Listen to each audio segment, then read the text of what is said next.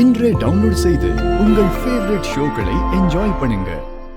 Sir சொல்லுங்க sir. இதில் இருக்க மெடிசின்ஸ்லாம் அர்ஜென்ட்டாக வேணும்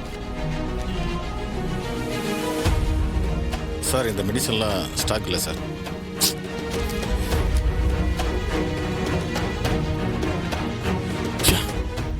என்ன சகல, எந்த மெடிக்கல்ல கேட்டாலும் இந்த மெடிசன் இல்லைன்றாங்களே. சர்ஜரிக்கு தேவையான இவ்வளோ முக்கியமான மெடிசன்ஸை வெளியே போய் வாங்கிட்டு வர சொல்கிறான், அதுவும் லாஸ்ட் மினிட்ல. ஏப்பா, இந்த மெடிசன் கிடைக்கிறது கஷ்டம்னு அந்த டாக்டருக்கு தெரியாதாப்பா? இத்தனை மெடிக்கல் ஏறி இறங்கிருக்கோம், எவனை கேட்டாலும் இல்லைங்கிறாங்க. பேசாம ஹாஸ்பிட்டலுக்கே ஃபோன் பண்ணி கேட்டுடலாமாப்பா?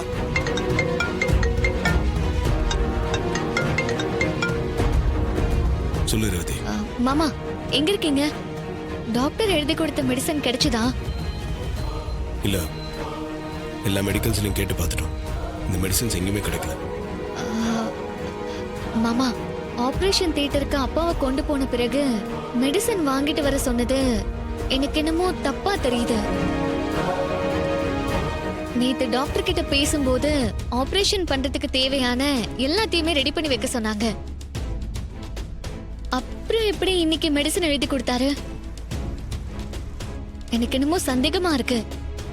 நேத்து டாக்டர் நம்ம கிட்ட பேசும்போது அவரோட வலது கையில ஒரு டாட்டூ போட்டிருந்ததை பார்த்தேன். ஆனா இன்னைக்கு அவரோட கையில எந்த டாட்டூமே இல்ல. நல்லா பாத்தியா? உனக்கு கன்ஃபார்மா தெரியுமா? இல்ல மாமா, நான் நல்லா பார்த்தேன். நேத்து அப்பாவை அட்மிட் பண்ண வரும்போது கூட டாக்டர் அப்பாவை பல்ஸ் செக் பண்ணும்போது அவர் கையை நான் பார்த்தேன். அப்போ அவரோட கையில டாட்டூ இருந்துச்சு. ஆனா இன்னைக்கு அவரோட கையில டாட்டூ இல்ல.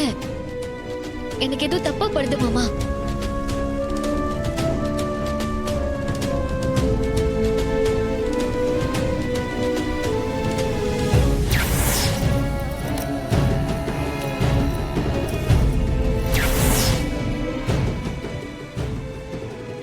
ரேவதி, நான் திரும்ப கூப்பிடுறேன்.